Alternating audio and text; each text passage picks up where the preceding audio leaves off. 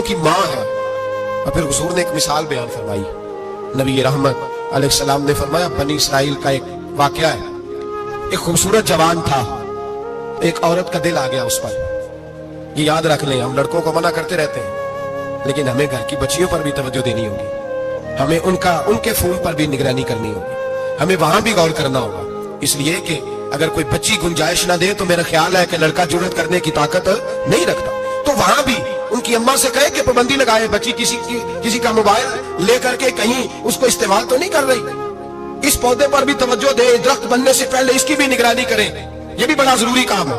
औरत का दिल आ गया तो नबी पाक अलैहिस्सलाम फरमाते, उसने कोई बहाना लगाया, किसी को कहा कि उस नौजवान को बुला के लाओ, उसको कहो कि हमने कोई गवाही लेनी है तुझसे। वो नौजवान आया, एक कमरे में दाखिल हुआ तो अगले कमरे में ले गए, वहां दाखिल हुआ तो उसे अगले कमरे में ले गई, वो दाखिल हुआ तो इसी तरह 7 मुकफ्फल कमरों में ले गई। मेरे करीम रसूल, मेरे महबूब पाक अलैहिस्सलाम फरमाते, सहाबा को समझा रहे हैं मीठे लबो लहजे में, फरमाते जब सबसे पिछले कमरे में ले गई तो एक लड़का बंधा हुआ था वहां रस्सियों से, शराब का प्याला पड़ा हुआ था। बीबी कहने लगी, कोई गवाही शवाही नहीं लेनी, तुझे इसलिए बुलाया है कि तेरे ऊपर दिल आ गया है, अब मेरे साथ मुंह काला कर। तो वो जवान कहने लगा, नहीं, मैंने अपने नफ्स को पाक रखा हुआ है, मेरी नजर भी पाक है, दिल भी पाक है, और उसकी बरकत यह है कि रब ने मेरी रूह को भी पाक रखा हुआ है, तो मैं ये हरकत नहीं कर सकता। पाक लोग पलीत कामों की जानिब तवज्जो नहीं करते, मैं ये हरकत नहीं कर सकता। इकबाल ने अपने बेटे को दुआ दी थी, उसने कहा था, हया बाकी नहीं है जमाने की आंख में, खुदा करे कि रहे तेरी जवानी बेदाग, खुदा करे कि रहे तेरी जवानी बेदाग। कहा मेरे साथ मुंह काला कर, उसने कहा मैं नहीं करता। कहने लगी, चल फिर इसको कत्ल कर, इसको मैंने बांधा हुआ। उसने कहा मैं कत्ल क्यों करूं, मेरी क्या दुश्मनी है। कहा फिर शराब पियो, कहा मैं शराब भी नहीं पीता।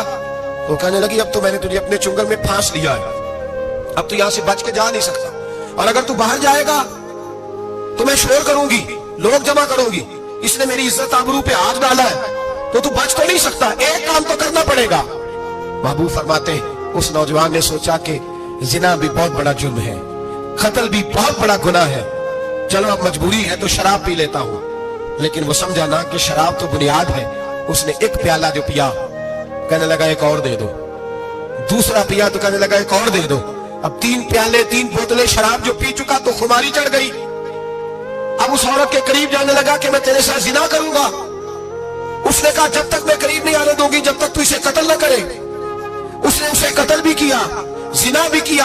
तो महबूब फरमाने लगे, ये कत्ल और जिना जो हुआ है तो ये शराब की वजह से हुआ है। गोया शराब वो जुर्म है जो कत्ल भी कराएगी, जो जिना भी कराएगी। और अगर आप नशई को देखें, अगर आप शराबी को देखें, तो क्या वो डकैतियां नहीं करता फिरता, वो चोरियां नहीं करता, वो अपनी ही माँ का जेवर नहीं बेच आता, वो अपनी ही बहन का पड़ा हुआ जहेज नहीं बेच आता, वो अपने ही घर में डाके नहीं डालता, वो अल्लाह के घर मस्जिद में आकर के चोरी नहीं करता। वो सिर्फ इसलिए करता है कि ये नशा, ये शराब, ये माँ है गुनाहों की, ये जड़ है। मिल्लत के लोगों याद रखो, इस उम्मत, इस पाकिस्तान के साथ जहां बहुत सारे जुल्म हुए, वहां बड़ा जुल्म ये है कि बहुत बड़ा तबका जवानों का नशे का आदी है।